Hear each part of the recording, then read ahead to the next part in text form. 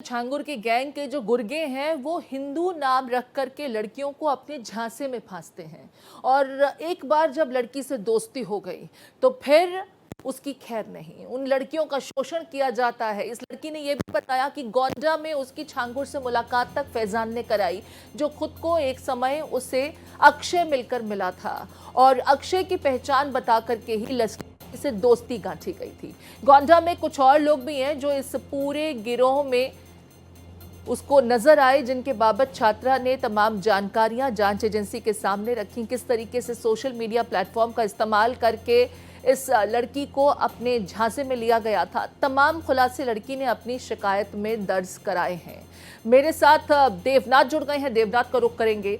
Debnath, Changur gang को लेकर के नित नए खुलासे हो रहे हैं। एक और पीड़िता गाजियाबाद से सामने आई और चौंकाने वाला खुलासा कि छांगुर गैंग का गुर्गा खुद की पहचान एक हिंदू चेहरे के रूप में करता है और उसके बाद फिर उसका धर्मांतरण का गंदा खेल शुरू हुआ।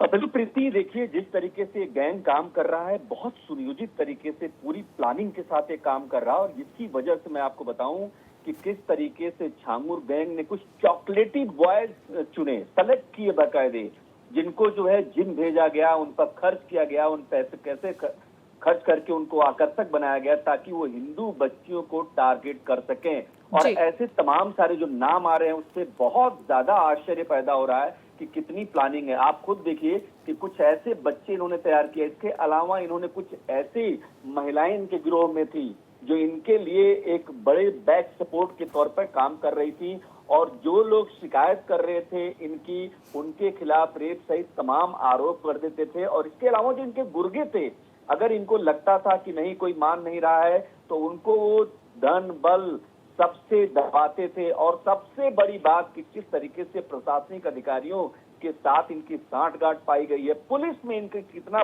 बड़ा दखल है, कितना बड़ा कनेक्शन है। गाजियाबाद में जिस तरीके से एक इंस्पेक्टर को सस्पेंड किया गया, आप देखिए कि वो नेक्सस कितना बड़ा है। तो जाहिर सी बात है, जब छांगुर गैंग की बात हो रही है, जो नए नए खुलासे हो रहे हैं, उससे साफ जाहिर हो रहा है कि इनका प्लान बहुत सुनियोजित है। न सिर्फ हिंदुस्तान बल्कि देश दुनिया के अलग अलग हिस्सों से खबरें आ रही हैं। तो जाहिर सी बात है कि ये जो छांगुर बाबा है, इसके नाम में ही एक भ्रम है।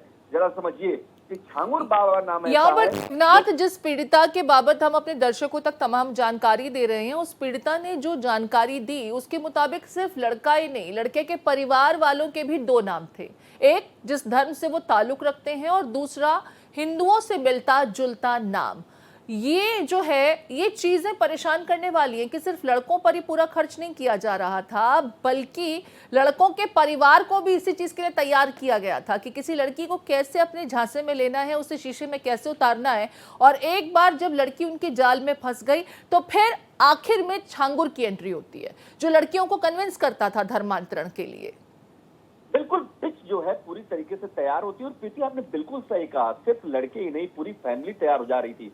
और ये इतना सुनियोजित था कि आप समझिए कि पूरे देश भर में इसका नेटवर्क कहीं ना कहीं किसी न किसी रूप से सामने आ रहा है। इसका मतलब है जो फंडिंग हो रही थी, जो पैसा आ रहा था, वो काफी है। और जो एजेंसियां जांच कर रही हैं उससे भी जाहिर हो रहा है कि ये आदमी, एक आईपीएस जीवन भर में कितना कमा लेता है, लेकिन एक चूरन बेचने वाला आदमी देखिए कि कैसे रातों रात इतना अमीर हो जाता है। तो जाहिर सी बात है ये सब चीजें प्लानिंग से हो रही थी। और जहां तक बच्चियों के खुलासे की बात है, अब बाद में समझ में आया है कि ये जो किस तरीके से ब्रेन वॉश करके पहले इस्लाम के बारे में बताया जाना, हिंदू धर्म से नफरत करना सिखाया जाना, उनको एक कंधा दे देना कि आप आइए, यहाँ पर आपकी सारी समस्याओं का निदान हो जाएगा, आपके पास रोजगार नहीं तो आप रोजगार आपको हासिल होगा। इन सारी चीजों को आप समझिए कि कैसे इस तरीके से प्लानिंग के जरिए पूरी सुनियोजित तरीके से इसको ये लोग अंजाम दे रहे थे।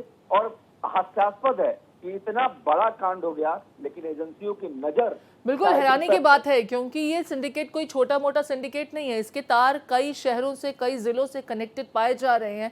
और जहां नजर दौड़ाइए वहीं से एक पीड़िता सामने आती है और बताती है कि किस तरीके से लंबे समय से उनका एक्सप्लॉयटेशन किया जा रहा था। बहुत शुक्रिया देवनाथ तमाम जानकारी साझा करने के लिए।